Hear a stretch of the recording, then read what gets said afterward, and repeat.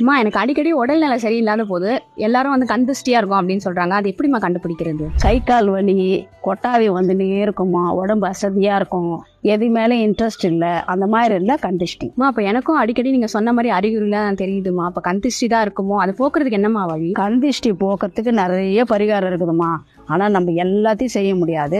சிம்பிளானது அது வந்து வீட்டில் யாருனா இல்லைன்னா கூட நம்மளே கூட செஞ்சுக்கலாம். கல் உப்புமா அபரிதமான சக்தி கொண்டது. அது கடல்ல இருந்து கிடைச்சது, சுத்தமானது, லக்ஷ்மி தேவியின் அம்சம் பொருந்தியது.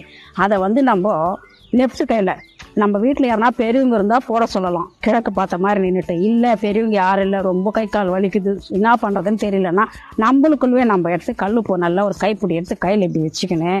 லெஃப்ட்டில் நம்ம கிழக்க பார்த்த மாதிரி நின்று இப்படி 3 அப்படி 3 சுற்றி சிங்கில் தண்ணி ஓடுது இல்லைங்களா, அதில் போட்டுட்டு துட்டுன்னு 3 தடவை துப்பிட்டோம்னா எல்லா அதிர்ஷ்டியும் போயிடும். கல்லுப்பு சமையல் கூட தான் நினைச்சேன். ஆனா டிஸ்ட்ரிக்ட் எல்லாம் கூட பயன்படுதுன்னு எனக்கு இன்னைக்கு